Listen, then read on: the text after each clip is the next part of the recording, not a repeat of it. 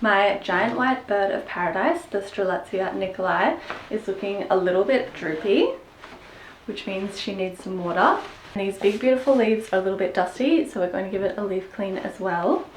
I'm going to use neem oil as my leaf shine, and I'm also going to trim off some of the older, uglier leaves. And if you know me, you know I love to chop a leaf off.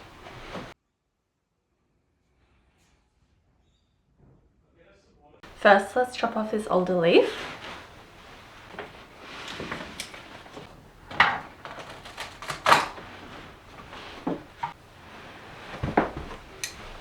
So you can see it was starting to go yellow and also has some brown tips. When you chop off a leaf, you want to go all the way to the base of the plant. Being a tropical beauty, the bird of paradise does need a lot of water. I top water mine every 2 weeks. And I also use the bottle method, which is a slow drip method. I fill this up with water and I pop it in my terracotta spike, so then it slowly releases into the soil. So I'm now just going to pop it into the spike. So you can see, almost see that it just sits in the terracotta spike there. And that way she always has water.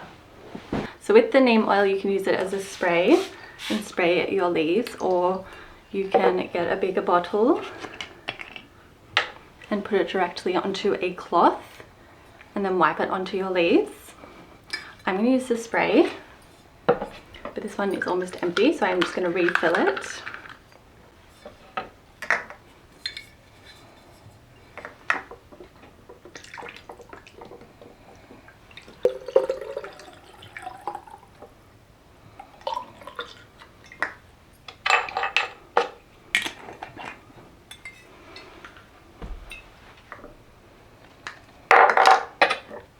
Now this product will separate, so you've got to shake it before you use it.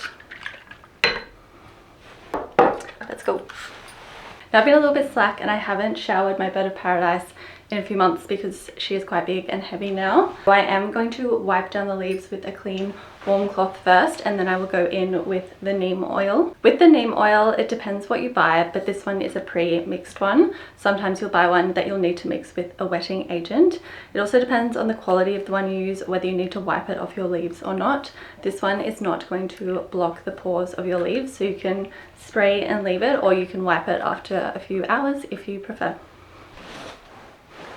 Not every leaf will need a wipe. I've got a few new ones which obviously aren't dusty yet, but these bigger ones which stick out more, I definitely, you can probably see, definitely need a clean.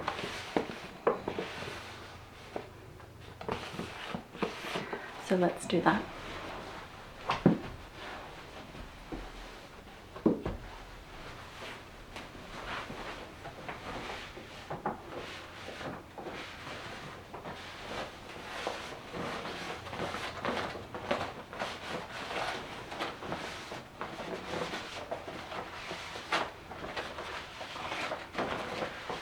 Underneath the leaf obviously is not dusty, but I do like to have a look to make sure there's no lurking pests. The pest you're most likely to get on an indoor bird of paradise is mealy bugs, so definitely keep an eye out for them, or scale does like them as well, or potentially spider mites. Oh my god, this one is so dusty.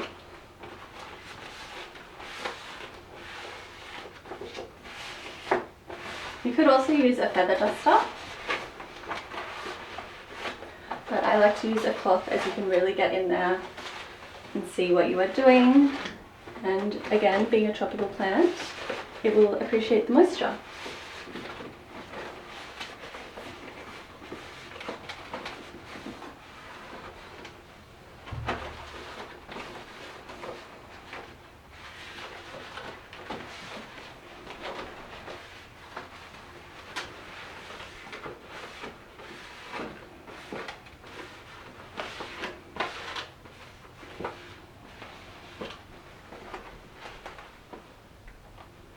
Again, just checking for pests. So far so good on the pest front. About 5 years ago when I first got this plant, and I was still fairly new to plant care, I didn't know about treating plants when you first get them home, or really what to look for with pests. And I'll try and find an old clip and insert it, but there was a colony of mealy bugs living under one of the leaves, and I nearly stopped plants then and there. What in the world? Oh!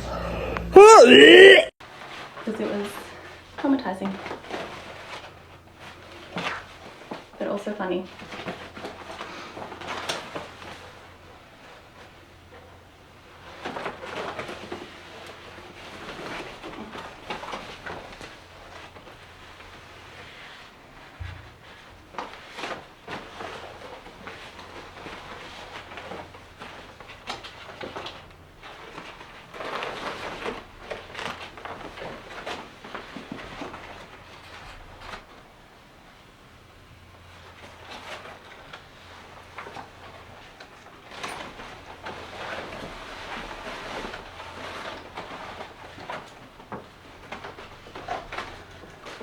Oh gosh.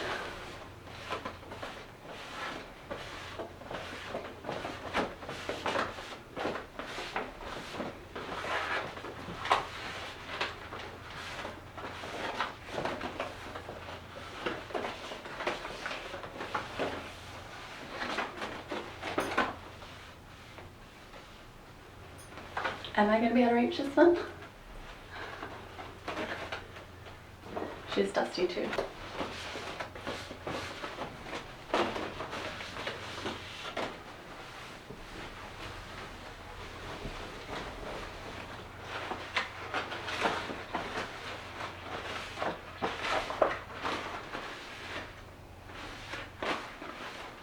Every time I think I'm done, I realize there's a whole other leaf I haven't done yet.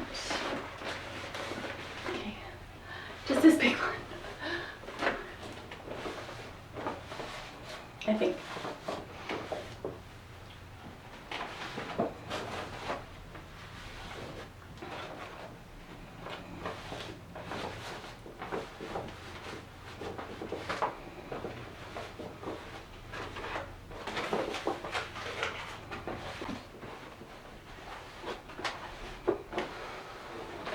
So this is why I like to shower up my plants. I usually get comments saying, oh, wouldn't it just be easier to wipe them? With some plants, yes, if they're small. But ones of this size, it would have taken me 1 minute to shower it. But it is winter next month in Australia, so I do shower them less in the cooler months.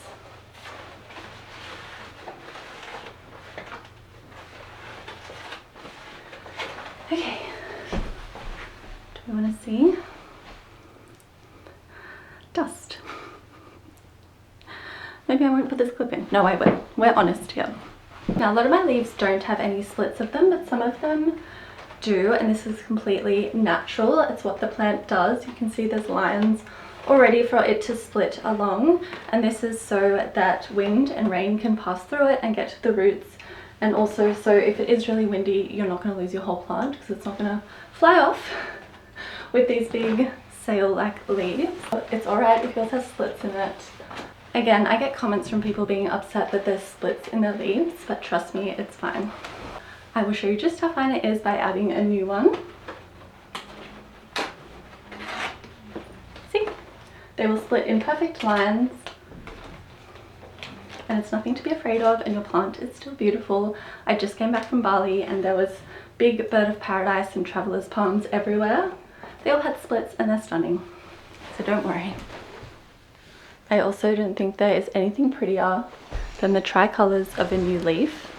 So I'm now going to go in with my neem oil and give all the leaves a good spritz. This is a natural leaf shine, and it's also a pest prevention.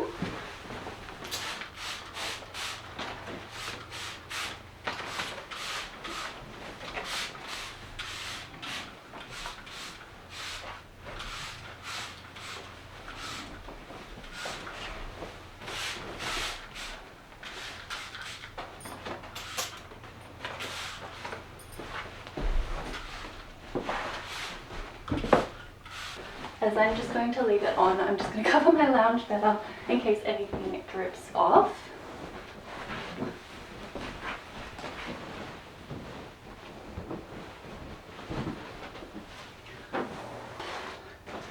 but you can rub it in a bit if you're like me and a bit spritz happy and you've got some excess product that you don't want dripping on your light couch. Should do it.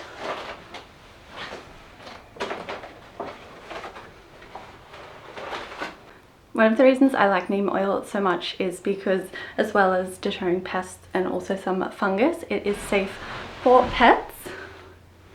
You can see I've obviously got my 16-year-old schnauzer here, who I've just woken from his third nap of the day. And although he's never had any interest in eating plants or foliage, it is just good to use a safe product when spraying around him, and it's also safe around humans as well. I have my bottle dripping already into the soil, but I am going to do a top water as well, just so she's extra hydrated.